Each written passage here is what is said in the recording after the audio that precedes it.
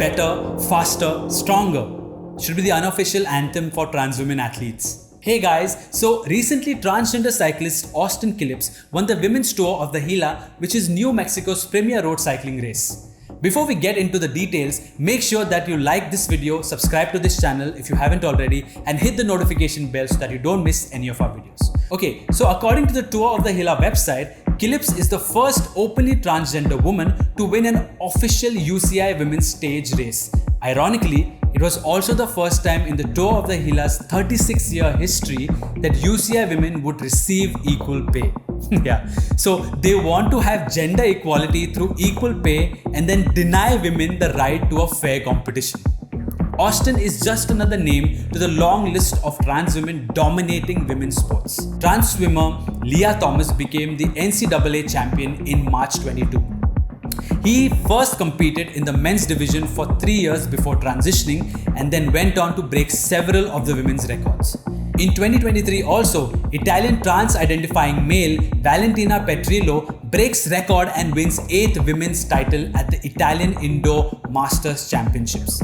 He already won 11 national titles in 3 years in the male T12 category before his transition. This is just absurd.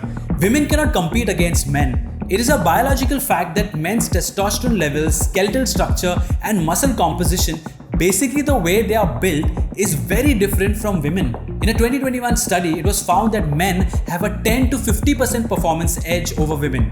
Even for a trans woman who has completed 12 months of testosterone suppression, the loss of lean body mass, muscle area, and strength typically amounts to approximately 5%, according to the paper.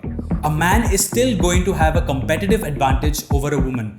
These men shouldn't be allowed to just swoop in and take away everything that these female athletes have trained for all their lives. Protecting women's rights in sports is not transphobic. Allowing trans women to compete is unfair, and I think it should be banned. This South Park clip from 3 years ago predicted this madness. Let's take a look. Now, this is the first year that a trans woman is in the competition. How do you feel about that? Amazing. I feel honored to be a part of history. I have a lot of incredible trans friends who are athletes, and so we're all inspired this woman's competing. And have you actually ever met Heather Swanson? No, I've never competed against her before, no. She's not exactly your average trans athlete. Well, what is an average trans athlete? Honestly, I find that kind of bigoted, David. Okay. Heather Swanson is actually joining us now. Miss Swanson, how does it feel to be competing today? I can't tell you how free I feel now that I've started identifying as a woman. Now that I can compete as female, I'm ready to smash the other girls. Oh, so true though. I mean, it isn't a parody anymore, but unfortunate reality of the world. Thankfully, not everyone is on board with this. In Feb this year, the Canadian Powerlifting Union released a trans inclusion policy which basically said that if a biological man says he's a woman, he can compete with the women. No questions asked. In response to this, Ivy Silverberg, who was the head coach of the Canada powerlifting team for more than 10 years, entered the competition as a woman and shattered the women's bench press record, previously held by, of course, a trans woman, Anne Andre. I guess there is still some hope for mankind. Okay, I need your opinion on this. What do you think about this? Should trans athletes be allowed to compete in whatever category they choose?